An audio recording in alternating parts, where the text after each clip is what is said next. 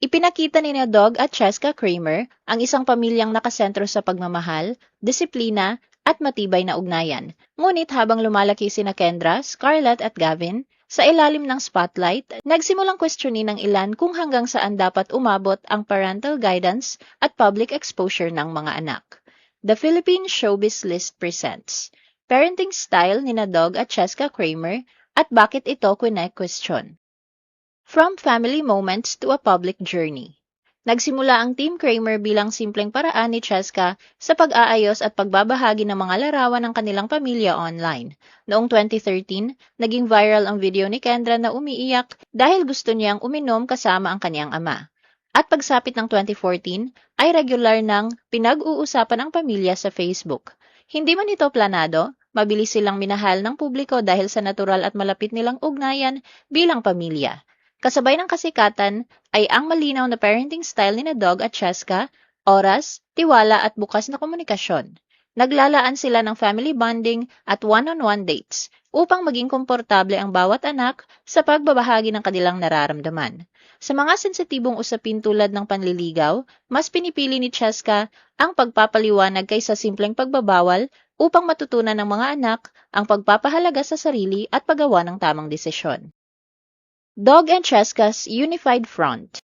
Sa mga naging panayam ni Dog, ibinahagi niya na ang pagiging ama ay napakaraming nangyayari ng natural sa kanya dahil lumaki siya sa isang napakahigpit ngunit malapit na pamilya. Gayunman sinikap niyang pagsamahin ang disiplina at pagiging kaibigan ng kanyang mga anak. Para sa kanya, oras ang pinakamahalagang paraan ng pagpapakita ng pagmamahal dahil nabubuo nito ang tiwala at koneksyon sa pagitan ng mga magulang at anak. Naniniwala rin siyang hindi epektibo ang disiplina kung walang sapat na oras at malalim na ugnayan dahil maaari lamang itong mauwi sa pagre-rebelde. Nilinaw ni Dog na sa kabila ng dagsa ng mga alok na endorsements, ay tinitiyak nilang bago maging social media stars ang mga bata, ay kailangan muna nilang maranasan ang maging normal na bata upang hindi manakaw ang kanilang kabataan. Sa likod ng kamera, gumagamit sina Dog at Cheska ng Unified Front upang maging consistent ang pagpapalaki sa mga anak. Kung mayroon man silang hindi pagkakaunawaan sa paraan ng paggabay, tinatalakay nila ito ng pribado upang palaging iisang panig at desisyon lamang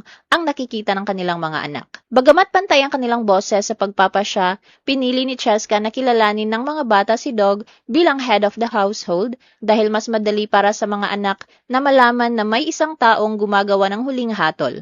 Si Dog ang mas mahigpit sa disiplina at boundaries, habang si Cheska ang mas nakatuon sa araw-araw na paggabay, kagandahang asal at nutrisyon. Ang sistemang ito ay pinatitibay din ng pagko-compare nila ng notes pagkatapos ng mga solo dates dahil napansin nila na mas emosyonal ang mga bata kay Cheska habang iba namang uri ng payo ang hinihingi ng mga ito kay Dog. Raising well-rounded children.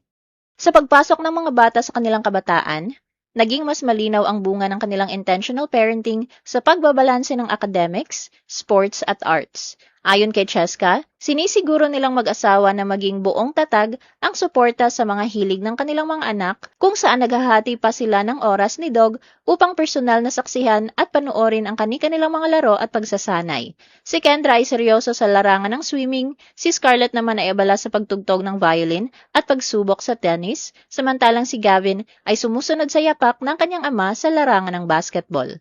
Makikita ang epekto ng parenting ni Dog at Cheska sa mga prinsipyong dala ni Kendra, Scarlett at Gavin habang lumalaki sa ilalim ng spotlight. Kay Kendra itinuro ang pagpapahalaga sa character, integridad at pananampalataya, higit sa panlabas na anyo at social media validation. Si Scarlett naman ay lumaking may matibay na pagpapahalaga sa pamilya at respeto sa otoridad, habang si Gavin ay natutong pahalagahan ng disiplina, pagsisikap sa sports at pag-aaral.